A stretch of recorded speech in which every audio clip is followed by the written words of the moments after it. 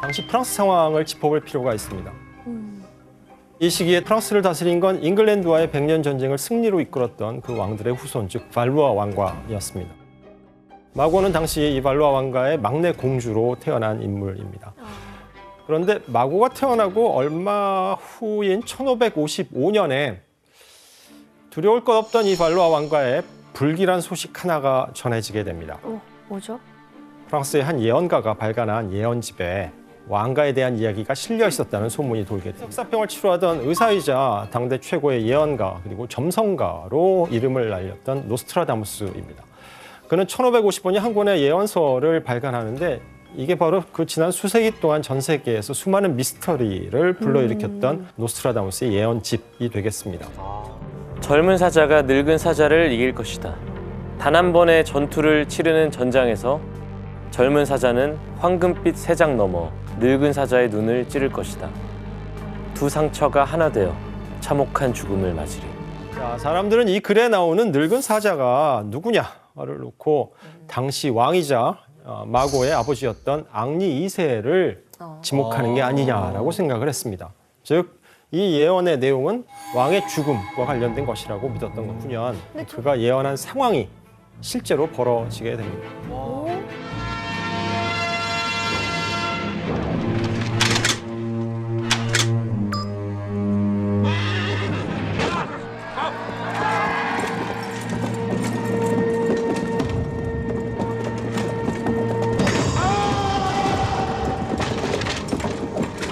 이거 예언 맞네요. 찔렀네.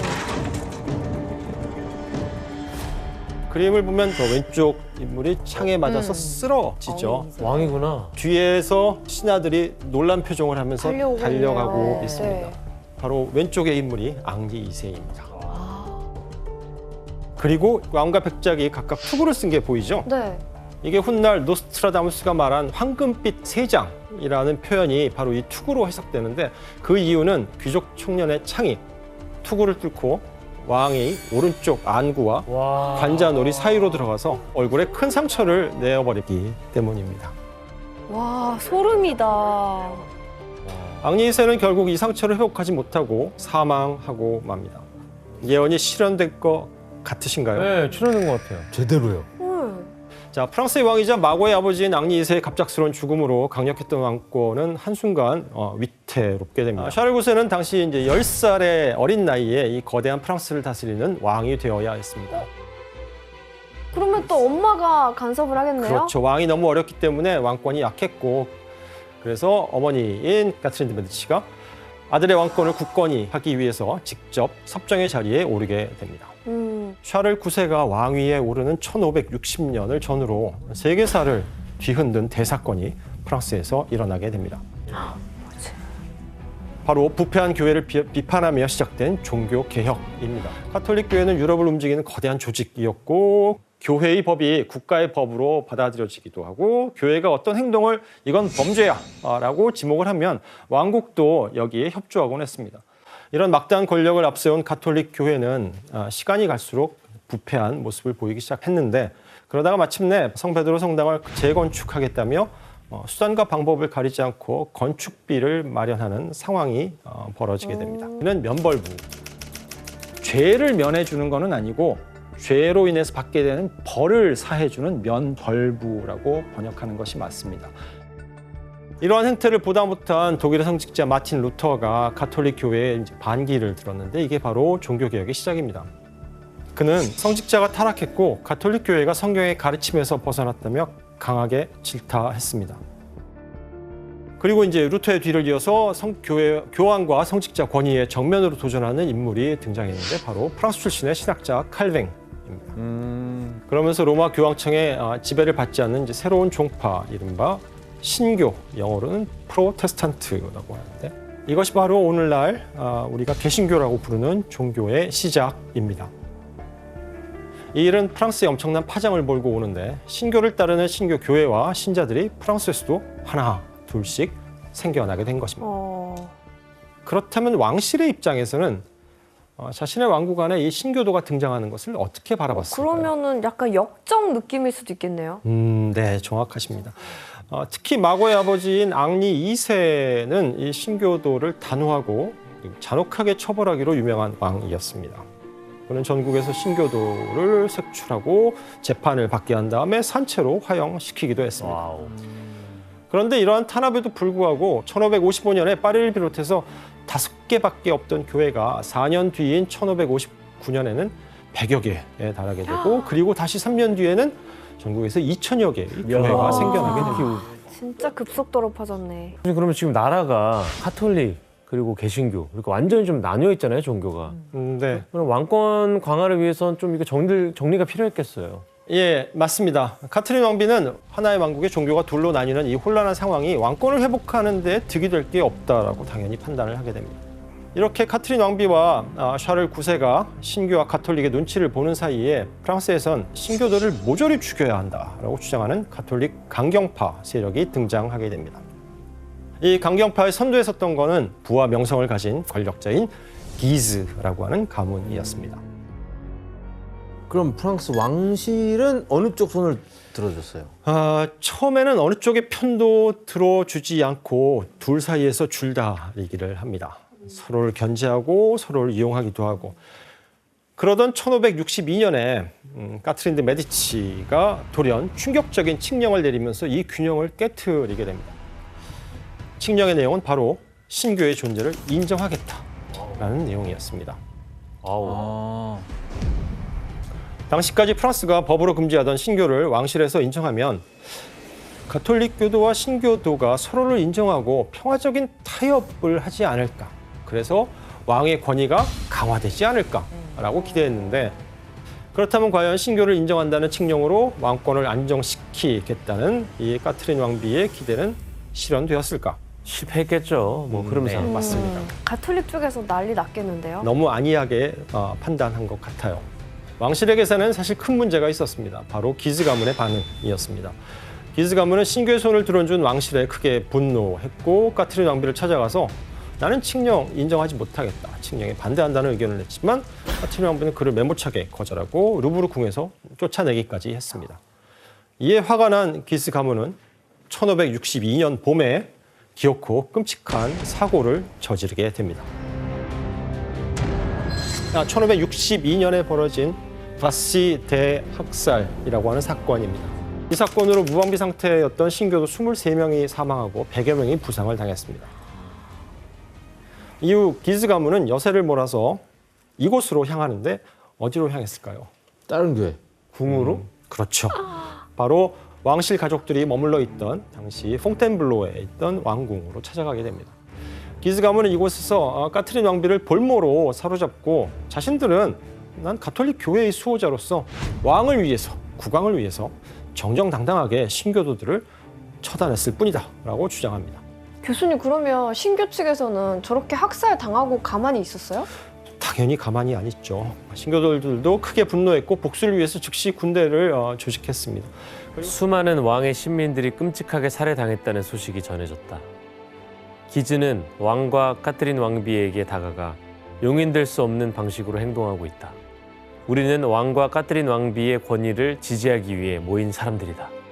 기즈 가문과 마찬가지로 자신들도 왕을 위해 나섰다라고 말하고 근데 그럼 있습니다. 카트린 왕비 입장에서는 양측에서 자기를 위해 싸워주니까 좋은 거 아닌가요? 나라가 이렇게 혼란스러우면 자기 아들인 왕의 권위가 제대로 행사가 될까요? 이렇게 가톨릭과 신교의 종교 갈등을 명분으로 각자의 정치적 야심을 품게 되면서 프랑스를 통째로 뒤흔든 참혹한 종교 전쟁의 서막이 열리게 됩니다.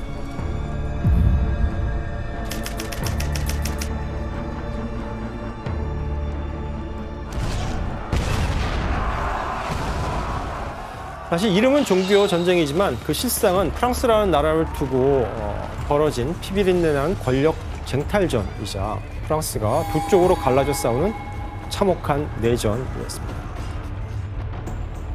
두 세력이 부딪히는 곳마다 혼란과 학살 그리고 살인과 만행이 이어졌습니다.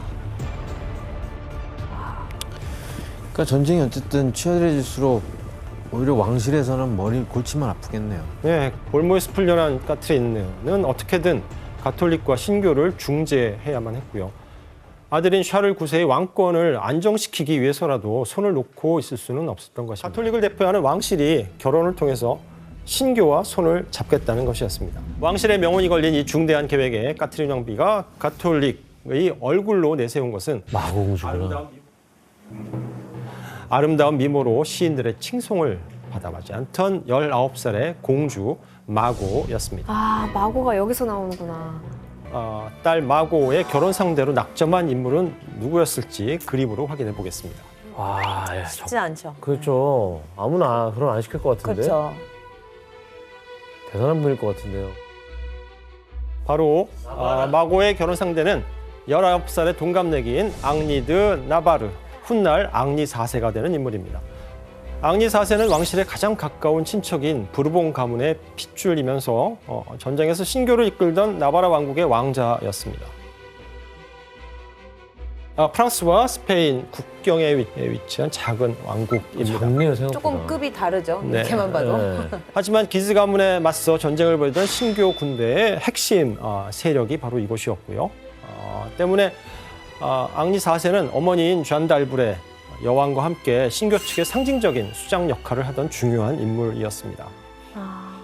가톨릭을 상징하는 프랑스 왕가의 공주와 신교를 대표하는 이 왕자의 결혼이라는 파격적인 제안이 있었는데 신교 집안에서 가톨릭 신자를 며느리로 드리는 건 쉽지 않았던 것 같습니다. 그렇죠. 그래서 한 가지 조건을 제시합니다. 그것은 바로 예비 며느리인 마고가 신교로 개종해야 한다는 것입니다. 그걸 들어줬어요? 아닙니다. 결혼을 추진했던 카트린 왕비는 이것만큼은 양보를 하지 않습니다. 이렇게 마고의 개종 문제를 두고 팽팽한 기싸움이 벌어지던 이때 결혼식을 불과 한 2달 앞두고 충격적인 사건이 벌어집니다. 협상을 위해 파리를 찾은 앙리 4세의 어머니가 갑작스럽게 사망한 것입니다. 이거 좀 이상한데요? 대체 어떻게 된 일일까요? 갑자기? 아니 공교롭게도 기즈가 죽었겠죠. 기즈왕. 사인은 병사였습니다. 모친의 장례를 치른 후에 나바라 왕으로 즉위하고 이제 결혼식을 위해서 적진인 파리로 들어서게 됩니다. 와. 이때 앙리 4세의 곁엔 수백 명의 군대가 그를 호위하고 있었고 또 꼴리니라고 하는 제독도 함께 하고 있었습니다. 와, 꼴리니. 가스파르드 꼴리니라는 이 제독은 신교의 실질적인 군사 지도자 역할을 하던 중요한 인물이었습니다. 전쟁의 최전선에서 가톨릭 군대와 치열하게 싸웠기 때문에 기즈 가문이 가장 죽이고 싶어했던 인물이기도 했습니다. 꼴리니 외에도 전쟁을 이끌던 수많은 신교 측의 주요 인사들이 앙리 4세의 결혼식에 하객으로 참석하기 위해서 전국 곳곳에서 모여들게 됩니다. 그런데 파리 시민들은 이 상황이 불안하고 못마땅해요. 왜냐하면 대대로 가톨릭의 중심지였던 파리에서 신교도들이 갑자기 막 보인단 말이에요. 그러자 이들이 결혼식을 빌미로 파리를 점령하러 온 게 아니냐라는 위기감이 퍼지게 됩니다. 가톨릭과 신교 두 진영 사이의 긴장감이 무섭게 고조되던 1572년 8월 18일 아이고야. 마침내 파리에서 결혼식이 거행되었습니다. 그런데 한 설에 따르면 예식이 진행되던 중에 마고 공주가 예상치 못한 돌발 행동을 했다고 합니다. 마고는 왜 서원 선언문에 답을 쉽게 하지 않았을까요? 추측컨대 마고는 어머니의 뜻에 따라 강제로 결혼하는 게 싫었던 것 같습니다. 게다가 자신과 종교가 다른 신교도를 남편으로 맞아야 하는 것도 마음에 걸렸겠죠. 마고에게는 연인이 있었는데 이 결혼 때문에 헤어져야 했던 것입니다. 당시 마고의 연인은 앙리 드 기즈라는 인물이었습니다. 아까 그 기즈 가문이? 네, 맞습니다. 잘생긴 데다 지위도 높고 검술 실력도 뛰어나서 사교계의 인기를 한 몸에 받고 있던 인물입니다. 캐톨릭이었고 또. 앙리 드 기즈는 공주의 마음을, 즉 마고의 마음을 완전히 사로잡았습니다. 왕비도 이 사실을 몰랐어요. 그런데 마고가 연애를 하고 몰래 청혼까지 받았다는 소문을 듣게 됩니다. 게다가 그 상대가 누구냐? 바로 왕실의 견제 상대 대상이었던 기즈 가문의 수장이라는 것을 알게 되죠. 앙리 4세와의 정략 결혼을 계획하고 있던 카트리 왕비에게는 그야말로 뒷목을 잡고 쓰러질 상황이었습니다. 곧장 마고를 불러서 사실을 추궁했고 기록에 따르면 매질까지 했다고 합니다. 짠하다. 자, 그럼 이렇게 비밀 연애가 밝혀지고 나서 기스 공작은 왕실에 밉보이지 않기 위해서 서둘러 다른 여자와 결혼해버립니다. 비겁해. 권력을 위해 사랑을 포기한 마고의 거네요. 입장에서는 연인과 강제로 헤어지고 어머니의 철저한 정치적 계산에 따라서 종교가 다른 남자와 사랑 없는 결혼을 하게 된 셈입니다. 까트린 드 메디치 그리고 기스 공작 샤를 9세가 은밀히 회동을 합니다. 그리고 이 자리에서 왕비와 공작은 신교도의 군대가 왕실을 치기 전에 자신들이 먼저 꼴리니 공작을 비롯한 신교의 주요 인사들을 죽여야 한다. 기스 공작이 이끄는 카톨릭 군인들이 파리 전역을 돌아다니면서 닥치는 대로 신교도들을 학살하기 시작했습니다. 어우.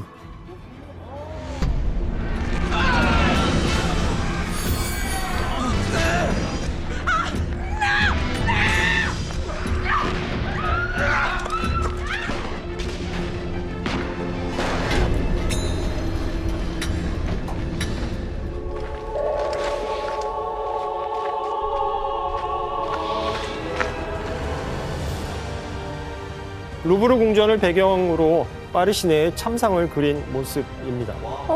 그냥 진짜 길거리에서 저렇게 만행을 저질렀네.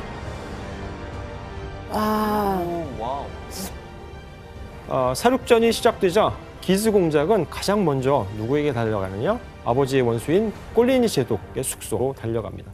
그리고 처절한 복수를 하는데 그림에 보면 2층 창문에 하얀 옷을 입은 남자가 이렇게 축 늘어져 있고 뒤에서 사람들이 얘를 밖으로 던지려고 하는 장면이 보이시죠? 저 사람이 꼴린이에요? 네. 그리고 그 밑으로 내려가 보면 꼴리니의 시신을 장기를 드러내고 목을 자르는 모습이 나옵니다.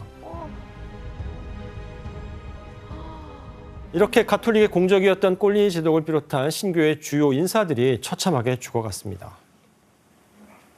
이 그림에는 학살을 모의한 까트린 드 메디치 왕비도 그려져 있는데 혹시 찾아보시겠어요?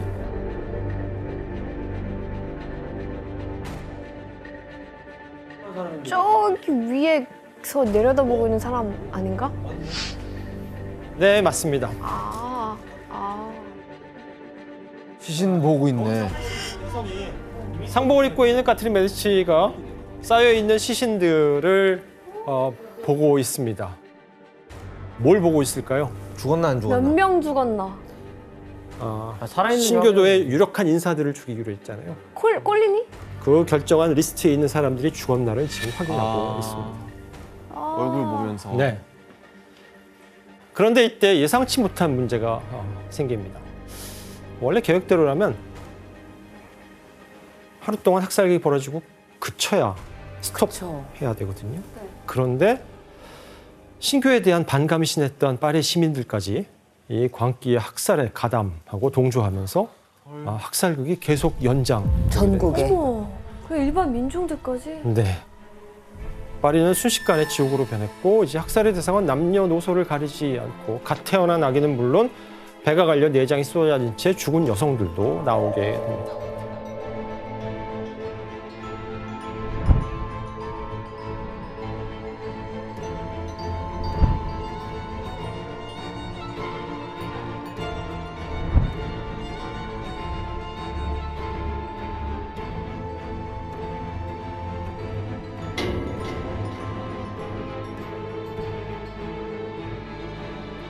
이들은 벌거벗겨진 채 시내에 방치됐고 목이 잘리거나 시내 곳곳에 매달린 사람들도 많았습니다.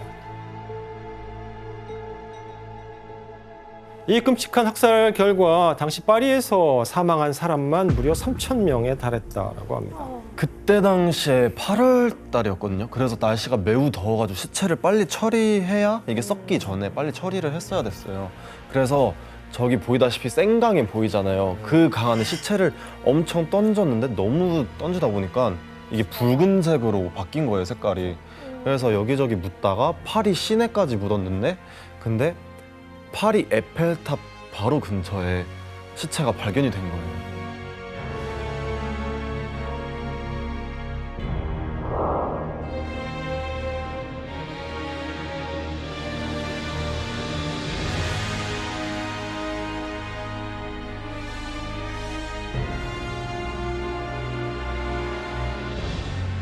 파리에 대해서 생각을 해볼 때 막 그렇게 막 로맨틱한 도시 막 딱히 그런 건 딱히 보이지 않고 땅만 파면 시체가 나오는 도시입니다, 파리는.